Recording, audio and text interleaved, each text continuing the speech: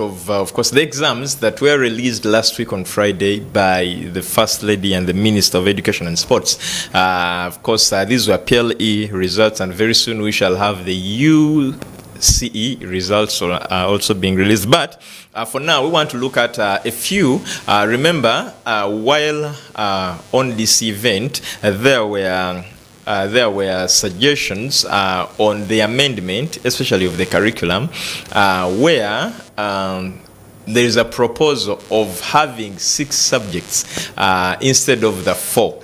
Where we have languages, and instead of having only English, we have languages, and this has English and Swahili, both being examined orally and practically, and also having science examined both, in a written way, but also practically.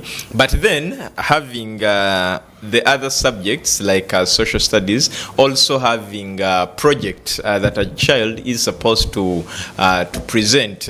Now this is closely in line with the competence-based curriculum in secondary. But I mean, that is what we are discussing, and that's the assessment we are looking at. And of course with us is Mr. Mwamla Juma from the Uganda National Teachers. It's a pleasure having you with us this morning. Thank you so much, my brother. A very good morning to you, to the management and our viewers out there. And a very happy new year. I think it's the first appearance since the start of this year. It's a pleasure really to me that I am here. Allow me take the occasion also to congratulate Uganda upon going through the now ending election exercise. Very particularly want to congratulate His Excellency the President of Uganda upon his victory. Want to congratulate all those other people who have made their ways through. I come from Uganda Private Teachers Union, and so I am very passionate about the issues that relate to workers, including workers' elections. I want to very particularly congratulate the workers MP elect. My senior brother incumbent and who is newly elected, Honorable Rwakajala Alina Itwe, very deep congratulations. Madam Rabushija Margaret, very, very deep congratulations. And my own sister, who I also headed in her campaign trails, my sister Annette Birungi, much congratulations to you. And thank you for the race well ran. She emerged as the best of all of them. And it was that can't be taken for granted. Then the other newcomers, my brother Gaba Gilbert, my sister Fiona Naku. Congratulations to you all. And to the rest of our colleagues who did not make it, of course, it is not... let's come to face the reality, embrace the decisions of the people who participated, and get to aim at the next steps, which is working in whichever capacity you are for the workers of Uganda. Yeah, so again to the teachers out there, our time is ending. I want to thank you I want to congratulate you for coming to the end of the holiday. It is now time to put on our boots, especially my colleagues in private sector. It's time to put on our boots to get back to work. And when we are speaking about examinations, we'll also make a revelation that the best performances normally and always come from private schools. I can even guess those that are about to come, the best will come from private schools. So I want to say, but things are changing a little these days. We have UPE schools and other government schools that are taking a lead. What happens with UPE schools is that most of the private schools do not have enough facilities. So they take their children and register them for UNEB examinations in UPE schools. Eventually, you will hear your primary school somewhere, a UPE school, a UZ school, having 50 first grades. But when all those from private schools are drawn, maybe they do not have any that belong to them. So that is what happens.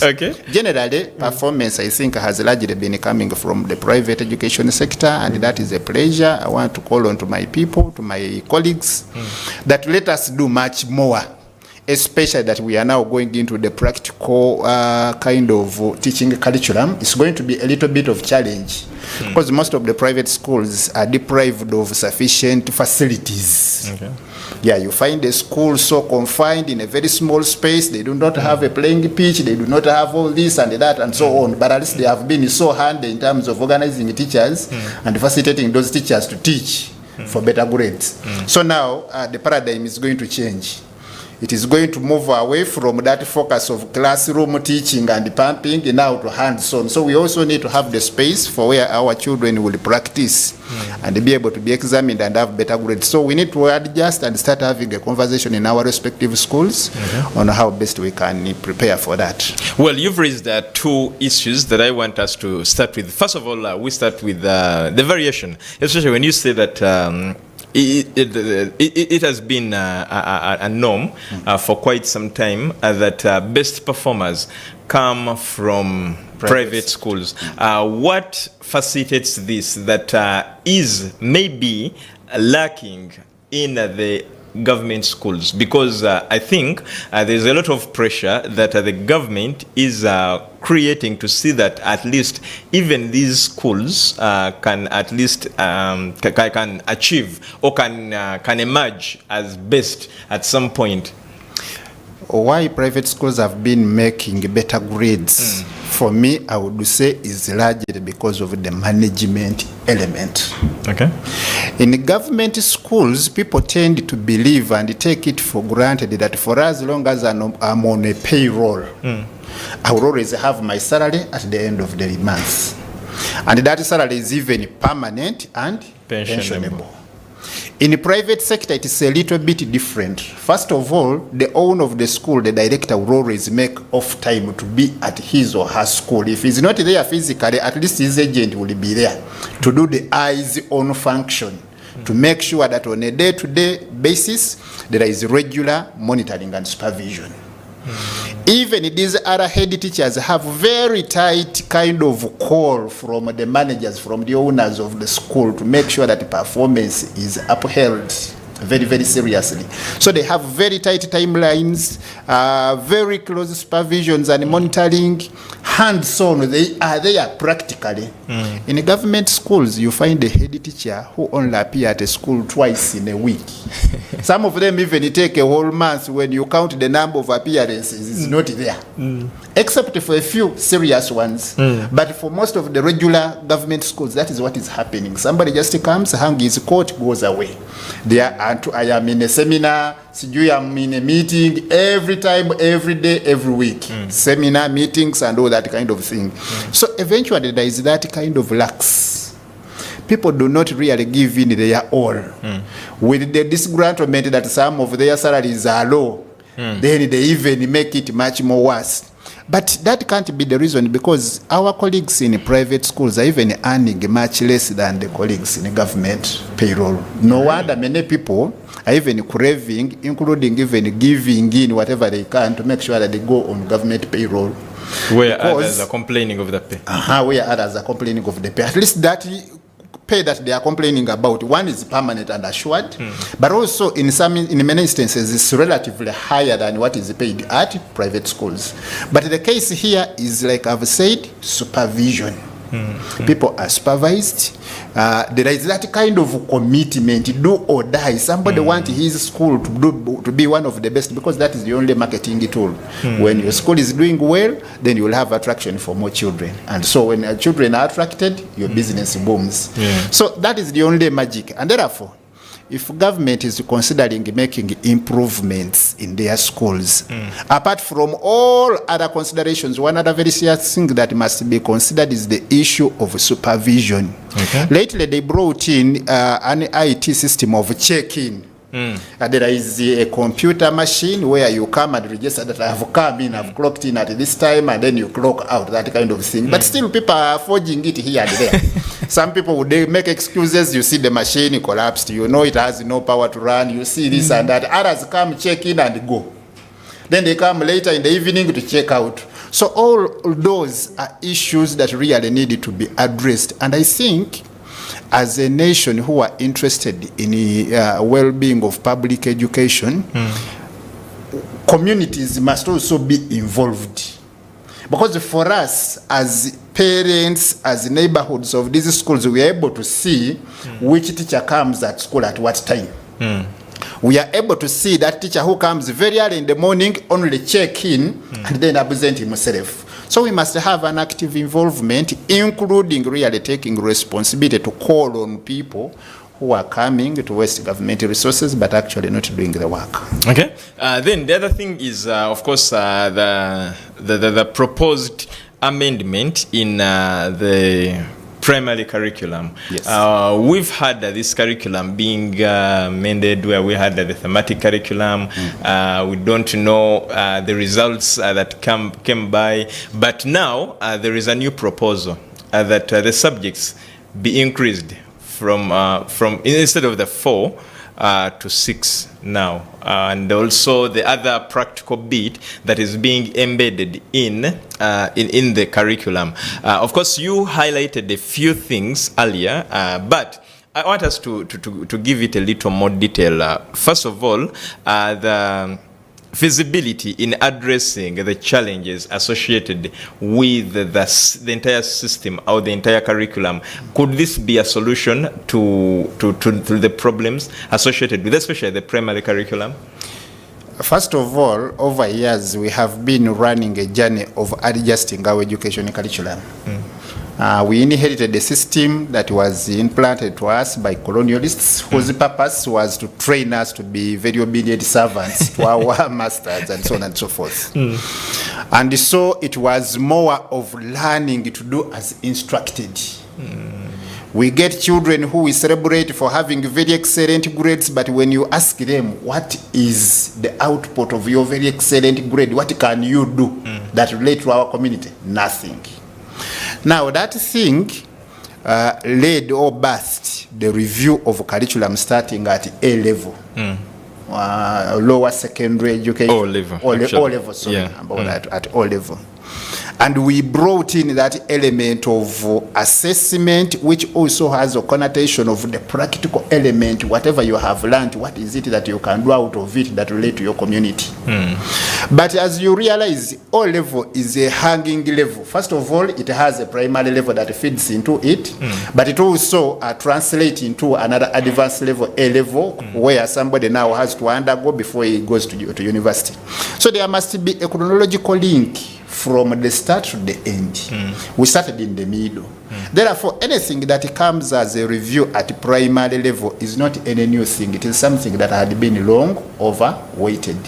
We need to have adjustments that speak to the next level, which is O level, where the curriculum has already changed. The biggest problem now is how this exercise is done. You see, education is not for the officials who sit at the minister at the embassy house. Education is a matter of us all. It's a matter of the entire nation. And therefore, when you're considering a review, when you're considering a new approach, you must equally consider the voices and aspirations of Uganda. So before you even tell us that we are going to have 10 subjects, 6 subjects, we are doing this, we are doing that, for me, my first basic question is, how much involvement of the voices of Uganda have you undertaken? You people as media are having us and so many other people who have interest in education, and therefore you have a lot. You have a hub of information from different players. How much has been your participation into the conversation of reviewing the curriculum? Because what we want is to eventually have a reviewed curriculum that speaks to the needs of Uganda. Not that one that speaks to what somebody who sit at embassy house went and saw in Hong Kong. Because this is what they do. For them, when they want to bring a conversation of a review, they would say, we want to do benchmarking. And where do they go for benchmarking? UK, Hong Kong, Finland. I mean, are we Hong Kong? No. Are we Finland? We are Uganda. And for us to have a better package for Uganda, we need a Ugandan who appreciate the situation in Channamukaga. What is it that a child in Channamukaga needs to acquaint himself or herself with for him or her to eventually be a better child when he grow up? So one of my first consideration is the level of participation and involvement that has been put forward to bring about all these kind of suggestions. Earlier on, we had even been having a conversation that we probably needed to consider removal of the hassles of PLE examinations. That is a conversation that has not been adequately answered. We needed to have a review on adjustments on the number of years spent in primary. That is a conversation that is still hanging, and so many other things. And whoever is mooting these proposals have their justifications. So the issue is, how much have we had a national conversation to bring on board all those ideas and eventually decide on which is the most appropriate for us to carry forward? Well, at that point, let's take a short commercial break. When we return, we are going to start from there with this discussion, because it is quite interesting but also insightful. So stick with us as we come back shortly. Issues at hand.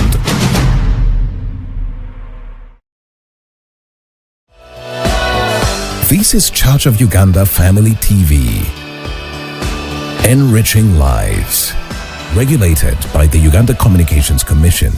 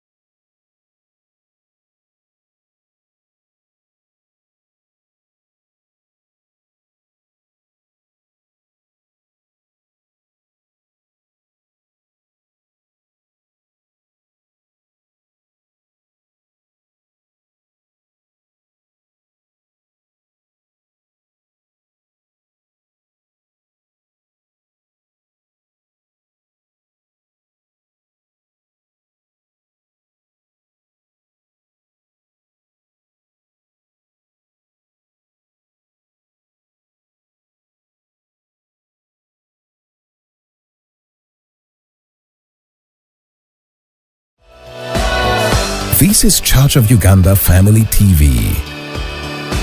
Enriching lives. Regulated by the Uganda Communications Commission.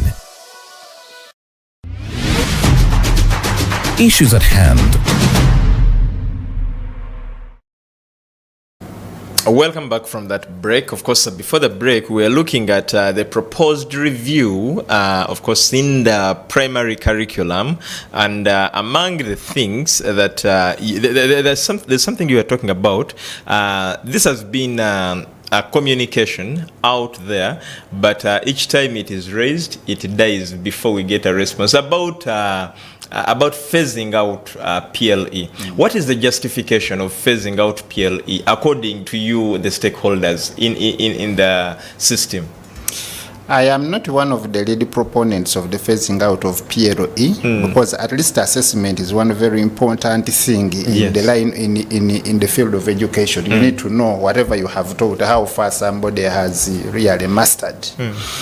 But I also appreciate the level of fatigue and pressure that is put on our children. And we are speaking about children. We are not speaking about parents, but we are not speaking about children. Simply because somebody must prepare for primary living examination. Not something so serious, but merely an exam to leave a level. Because really, even by virtue of the name, primary living. But the level of fatigue and the burden that is put on children, I mean almost from primary 5, you must be in boarding, you must start classes at 5, you must end classes at 10 in the night, and that should be Monday to almost Sunday. Oh, that kind of thing put a lot of burden to the learner, and naturally people need to rest.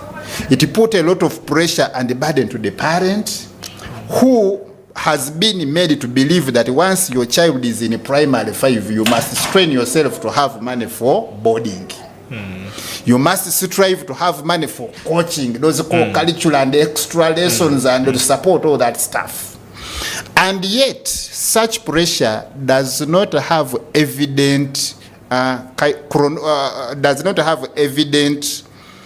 result to what somebody is able to do after that big hustle. Because the purpose of education is for somebody to be able to do. So what is it that we have put forward as Uganda as a benchmark, as a measuring point that when somebody hustles and finishes primary living examination is able to do? Nothing. So because of that, some people are proposing that level of pressure due to examinations needed to be reduced. Our focus must be put on how do we train our children to be able to be productive practically. Let a child have a moment to reflect and learn, even if how to make a box. I mean these boxes that are used in Chibukubo for packing milk and all that stuff. What is it that they are able to do? But you find somebody after primary with 4 in 4, meanwhile they cannot even do any of such very elementary issues. So it's like the pressure that goes with it really does not resonate to what should actually be coming out of such a pressure. The resources that are put in, I can imagine how much Uganda invests as a government. First of all, they put money for our children in government schools. As parents, the much that we are asking, UNEB always asks for around 35,000 shillings in UNEB in PLE examinations. Schools ask us to pay 250, and we are paying. So I mean, all those costs, all those pressure, all those fatigue, the value for that investment is still a question. And so, when we are doing a review of education, those are some of the issues that are worth reflecting. We may not completely remove the PLE examinations, but perhaps we can have a conversation on how to adjust it such that it accommodates some of the aspirations. Because part of what we are talking about is somebody has been in class from nursery up to P7. Those are about 10 years. Can we make an assessment of what somebody is able to do practically in a season of 10 years of spending in school, such that we measure and score you on the basis of that? Then we know, now that you can be able to do this, we qualify you to go back and learn how to do the other. You see that?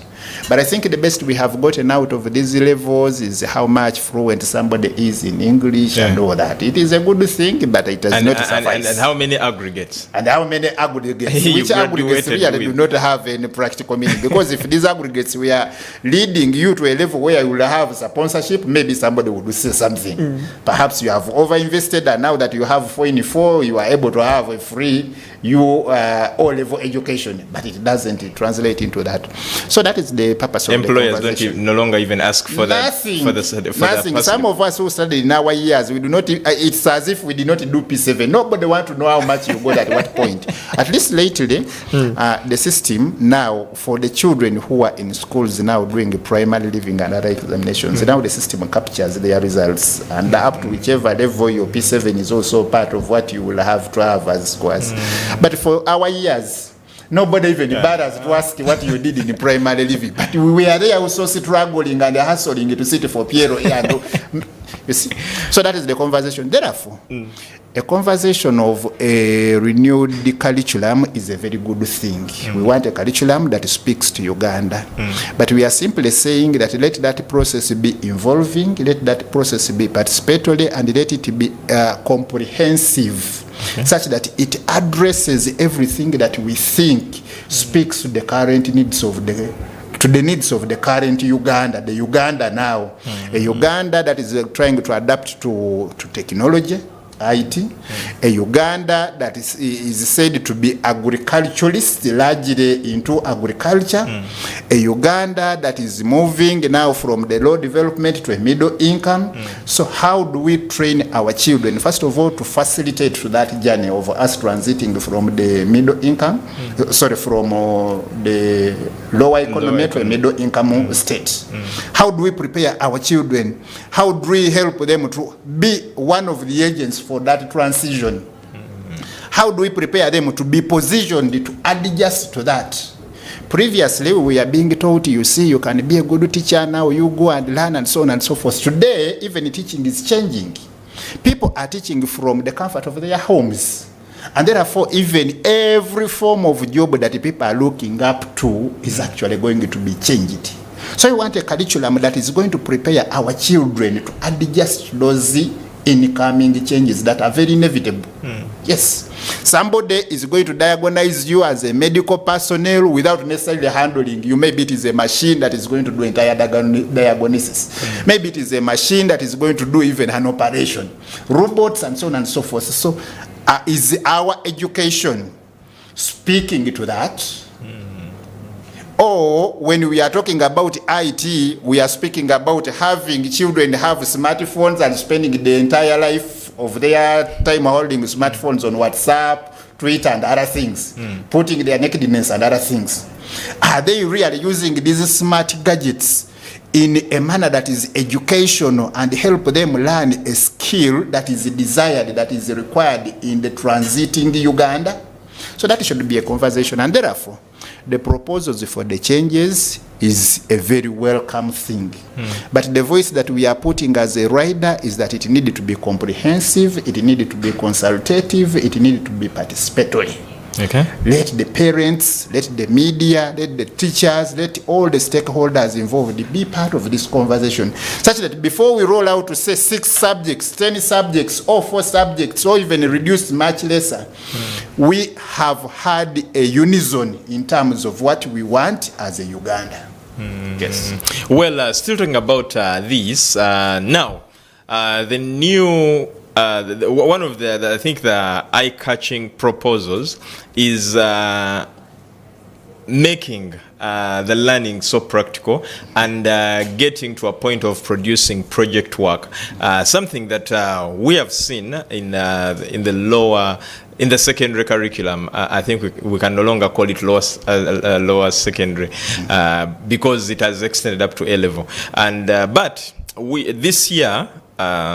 Will have the first senior 6 sit under this curriculum, sit for their USE exams. But as someone who is out there, are there any fruits so far that we can look up to and say, okay, at least there is something to appreciate this practicability and competence-based nature of the curriculum, and so we welcome it with open arms, even with this extension in primary? Are there any fruits? when we have not had any graduates, because you said it is this year that we'll have the first lot. But according to this, it was even at senior 4, a child should be able to do something, even at senior. In fact, I think earlier it was senior 3, where DIT was supposed to come in and assess and all that, but that wasn't possible. So at least for the people we saw in senior 4, are there people we can look back to and say, okay, they are innovators, they are inventors out of the knowledge they got, so that we can clap our hands when we see the extension to primary? I think the answer to that is absolutely yes. There are fruits. If you go into our communities, the level of innovation, the level of establishment of business hubs and so on and so forth, the level now of appreciation of vocational education, and that is hand skills education, is something that is coming as a result of this enforced blowing of practical curriculum. So those are good fruits. And of course, what we are seeing from those innovations, the business hubs, are the hands-on activities that are translating into really visible results. Somebody, a child, trying to either do soap making and therefore establish a cottage establishment, and those are fruits. Maybe the problem is the hangover for some people which we had, to believe that if somebody stopped at O level and perhaps branched to vocational, that is considered as having failed. Many people still have that mindset. And therefore, success in education is seen in terms of finishing O level, joining A level, and then you go to university. Even after A level, if you went to a vocational school, if you went to this tertiary institution, you are considered as if you did not do the best. You see, that is the thing. So we still have that hangover. But overall, is that it is a good thing. There are fruits. Our children are now appreciating that the intention of learning is not merely for you to be able to cram a number of things in your books, but it is that whichever lesson that you're taking, you need to do a reflection on what can I practically draw out of this lesson that I have done. Even people who are learning language, they are tasked to do a project out of that. What is it that you have learned into English that translates into the community need? What community need can you solve as a result of your lesson, English lesson? So that is a good thing. And I think when we give ourselves some fair time to allow this to grow effectively, maybe in the next 10 years, if this is taken up very seriously, we shall have a new labor force. We shall have a new citizen of people who actually have gone through schools and are able to do something out of those schools, their school experiences. You would note that in our years when we were in school, you would even have somebody go up to university, especially those who were doing flat degrees, who did not have any niche of what they can actually do. No wonder people would even go ask for a job, and their catchword is anything. Please, I am here, I have come for a job at Family TV, but I can't do anything. And now when you try to probe what is anything, you almost fail to know what this person is able to do. But for now, people have focus. I was mesmerized to see my boy in senior 2 asking for tools for them to do construction project.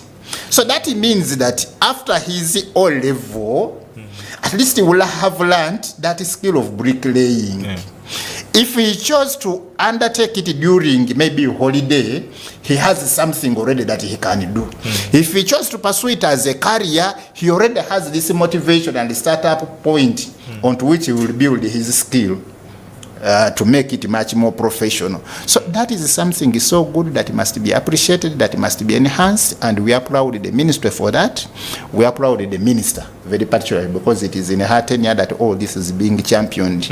But we think that we can do much more than that. We can do much more from primary, we can do much more even where it is already existing, including at university levels. We can also do much more because all this new curriculum and the practical element in assessment it is only 20% that is awarded for that practical project work. Then the other big proportion of 80% is the classroom of what you are able to write and so on and so forth. We can also have a reconsideration of that, because the issue is we want to focus on what can somebody do after a certain level of education.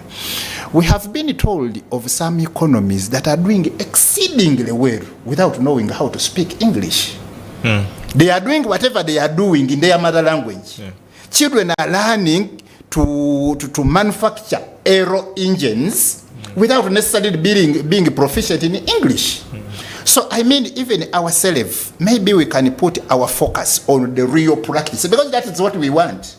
It is not how good your English is when you actually cannot even cook tea for your house. Yes. So we can we can extend this conversation to have a deeper focus, to have a deeper emphasis on the practical element, and even to have deeper support to this, because you realize that while we want this practical element, but in some schools the facilities for the practice are lacking. Yes, you are asking people to do this project, you are asking people to do the other project, but the school confinement is in a rented space where there are even no space to do any other thing, any other co-curricular. You come, enter the gate of a school, and you are into classroom. Outside the classroom, you are out of the boundaries of the school. So we need to have that bigger conversation, even have a maybe a discussion on how a school must look like. Which discussion must actually have regulations that are implementable and fair. Because the problem we have here is that we will have a conversation, but in areas where it affects the implementing agencies, people will have to shift the goalpost up until when it favors. We have people who are the propagators of the regulations, who are the implementers of the regulations, also practicing what they want to regulate. You want to regulate education, but you are one of the key stakeholders holding a school. Recently, there was an announcement, I think even the announcement of these primary schools were being handled in a space of another person who, moreover, wield the power to regulate education. So we need to have that bigger conversation. The people who are going out there to be our regulators, to offer the guidelines, are you really people who are offering guidelines for the good of Uganda, or maybe for the good of your personal institutions, and then maybe Uganda as a subsidiary thing? All those are key considerations that we must address in a sober mood. Lastly, as we wind up with this conversation, while the new lower secondary school curriculum was being rolled out, we saw that there was a decrease in the number of subjects that a child is supposed to offer. Because I think at our time we were offering 10 and they are offering 9, but also there was a lot that changed, including the bulkiness of the papers, some subjects being compressed and all that. But then in the proposal of the primary, we see an increase instead from 4 to 6. What is the justification of this? Where we have to have, for example, English having a practical and a theory paper, and then Swahili also being examined both practically and so isn't this adding on to the fatigue of the children that you talked about earlier? Definitely it is adding. For as long as we are increasing the subjects, then we are increasing on the stress.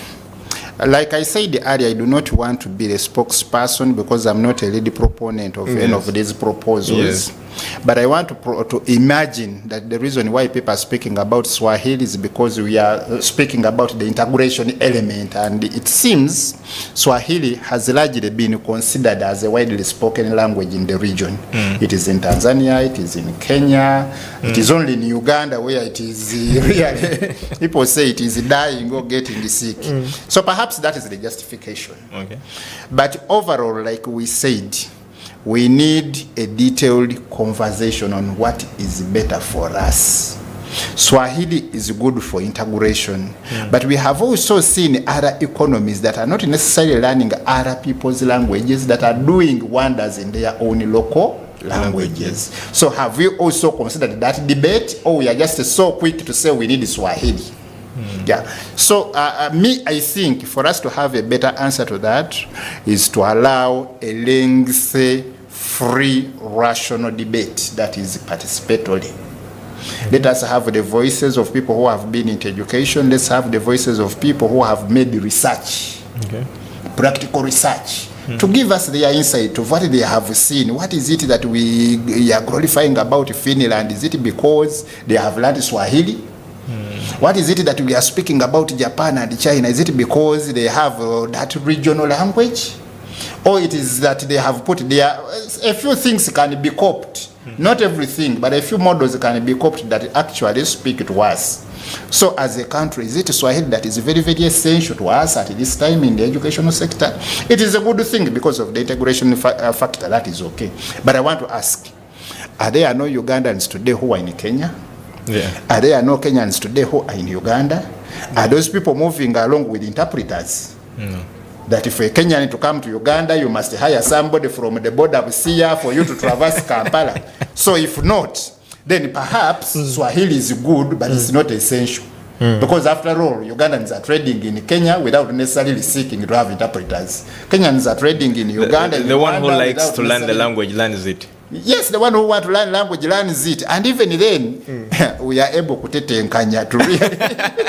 give us your closing remarks as we wind up with this conversation. So I want to thank you, my brother, and the management here for this audience. I want to thank Uganda for tuning on up to this time.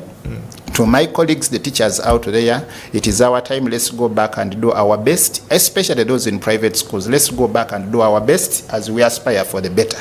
To some of you who have not enrolled with Uganda Private Teachers Union, please come. We have programs for self-support, where you are asking for better pay at the school and perhaps it is not coming. For us as Uganda Private Teachers Union, we have a package where we can organize ourselves to support each other and have alternative income streams. So please consider that unity of a union, consider visiting your union, but very importantly, give your all to the school. It will appreciate and give you the best. Thank you so much. Maybe lastly, as you are telling people to enroll, just in case they wanted to reach out to your office or to get more information about the union, probably someone is hearing about it for the first time. We are in Ntinda Chigowa Road on Workers Excellence Center. But very particularly, you can reach out via my telephone contact is 0779 556781. You can also call office line, which is 077 0765 193 832. That is our office line. You can reach us. You can reach out to us and get more information. You can also read more about us and even get more other details through our website www.uptunion.org. You can get much of the information and the programs that we are doing for your own reflection and also for you to see how easy you can get to us and we move together. We are better off in unity as workers because individually we are weak. But when we are united, we are a force that is unbreakable. We are a force that is capable of moving miles, leveraging on strengths of each other. Yes. Thank you so much, and to your viewer, we appreciate you who started with us, and you are with us. Of course, we've come to the end of today's issues at hand, but of course, next we shall have a coffee break where we shall be discussing issues to do with ulcers and what you need to do. So we want to thank you once again. Edwin Austin Colors is my name, of course, with the entire team, SC, Ivan, and the rest of the team members. We wish you a blessed morning. Goodbye. Thank you. Issues at hand.